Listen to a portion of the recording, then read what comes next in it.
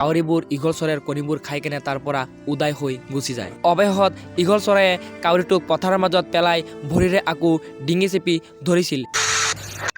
দক্ষিণ আমেৰিকাৰ হাবি জংঘলৰ মাজতে এখন গছৰ ফুটাৰ ভিতৰত বাহ সাজিছিল এযোৰ ঈগল চৰাই। ঈগল চৰাইবোৰ বাহ সাজাৰ কেইদিনমান পাছতে মাইকী ঈগল চৰাইটো 4ৰ পৰা 5টা কণী পাৰিছিল, যাৰ কাৰণে মাইকী ঈগল চৰাইটো কণীবোৰক সকলো সময়তে চেকি গৈছিল। কিন্তু এদিনাখন ৰাতিপুৱা যেতিয়া মাইকী ঈগল চৰাইটো যেতিয়া আহাৰ কৰিবলৈ যেতিয়া পথাৰৰ মাজত উৰি যায়, সেই সময়তে এযোৰ কাউৰী বাহাৰ সন্মুখতে উপস্থিত হৈ কাউৰীবোৰ ঈগল চৰাইৰ কণীবোৰ খাই কেনে তাৰ পৰা উদাই হৈ গুচি যায়। তাৰ কিছু সময় পাছতে মাইকী ঈগল চৰাইটো যেতিয়া আহাৰ সংগ্ৰহ কৰি যেতিয়া তেওঁৰ ঘৰলৈ উভতি আহে, তাৰ পাছতে মাইকী ঈগল চৰাইটো গছৰ ফুটাৰ ভিতৰত সোমাই চাইছিল যে তেওঁৰ বাহাদাৰত তেওঁৰ মৰমৰ কণীবোৰ নাছিল, যাৰ কাৰণে মাইকী ঈগল চৰাইটো দুখিত হৈ আকৌ কণী পাৰিবলৈ সক্ষম হৈছিল, যদিও এবাৰো এখন দুখনকৈ 3খন কণী পাৰিছিল। কণী পাৰা সম্পন্ন হোৱাৰ পাছতে এতিয়া মাইকী মতা 2টা ঈগল চৰায়ে কণীবোৰক এতিয়া চাই চিন্তি ৰাখিছিল। মাইকী ঈগল চৰাইটো যেতিয়া পথাৰৰ মাজত আহাৰ সংগ্ৰহ কৰিবলৈ যায়, সেই সময়তে মতা ঈগল চৰাইটো কণীবোৰক চাই চিন্তি ৰাখিছিল। আকৌ মতা চৰাইটো যেতিয়া আহাৰ কৰিবলৈ গৈছিল, সেই সময়তে মাইকী ঈগল চৰাইটো কণীবোৰক চাই চিন্তি ৰাখিছিল। এদিন মতা ঈগল চৰাইটো যেতিয়া আহাৰ সংগ্ৰহ কৰিবলৈ গৈছিল, সেই সময়তে ঈগল চৰাইৰ বাহাত উপস্থিত আছিল মাইকী ঈগল চৰাইটো কণীবোৰক চাই চিন্তি ৰাখিছিল। কিন্তু মাইকী ঈগল চৰাইটো হঠাৎকৈ চাইছিল যে তেওঁৰ বাহাৰ সন্মুখতে এটা কাউৰী আহি বহি আছিল, যাক ঈগল চৰাইটো দেখি লৈছিল। দেখাৰ পাছতে ঈগল চৰাইটোৰ সন্দেহ হৈছিল যে কাউৰী 2টাই হ'ব পাৰে আমাৰ কণীবোৰ খাইছিল, যাৰ কাৰণে এতিয়া ঈগল চৰাইটো সকলো সময়তে কাউৰী 2টাৰ ওপৰতে চকু ৰাখিছিল।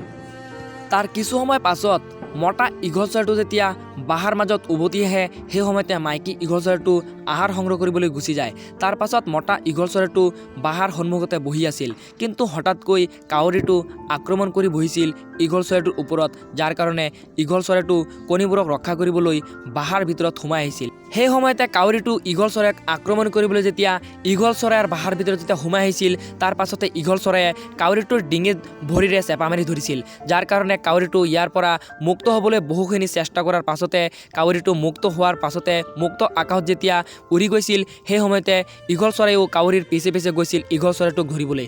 কিন্তু অৱশেষত ঈগল চৰায়ে কাউৰীটোক পথাৰৰ মাজত পেলাই ভৰিৰে আকৌ ডিঙি চেপি ধৰিছিল। কিন্তু কাউৰীটোৰ কপাল ইমানে ভাল আছিল যে সেই সময়তে এজন মানুহ যেতিয়া ভাটেৰে গৈ আছিল, তেতিয়া ঈগল চৰাইটো মানুহজনক চাই কাউৰীটোক এৰি কেনে আকৌ তেওঁৰ ঘৰলৈ উভতাই যায় আৰু কাউৰীটো ঈগল চৰাইৰ হাতৰ পৰা মুক্ত হৈ মুক্ত আকাশতে উৰি গৈছিল। কিন্তু পিছদিনাখন ৰাতিপুৱা মাইকী ঈগল চৰাইটো যেতিয়া বাহাৰ ভিতৰত বহি আছিল, সেই সময়তে মাৰ খোৱা কাউৰীটো তেওঁৰ লগত আৰু এটা কাউৰী লৈ আহি মাইকী ঈগল চৰাইটোক আক্ৰমণ কৰিছিল। পত্নীৰ প্ৰতিশোধ ল'বলৈ মতা ঈগল চৰাইটো কাউৰীটোক বিচাৰি গৈছিল, যদিও সিহঁতে বিচাৰি পোৱাৰ পাছত মতা ঈগল চৰাইটো কাউৰীটোক তেওঁৰ ডিঙিত ভৰিৰে চেপা মাৰি সিহঁতে প্ৰাণ লৈ লৈছিল, যাৰ কাৰণে কাউৰীটো গোটেই জীৱনৰ কাৰণে পৃথিৱীৰ পৰা বিদায় লৈ লৈছিল। তো বন্ধুসকল, ভিডিঅ'টো ভাল লাগিলে চেনেলটো ছাবস্ক্ৰাইব কৰি দিব আৰু ভিডিঅ'টো এটি লাইক কৰি দিব।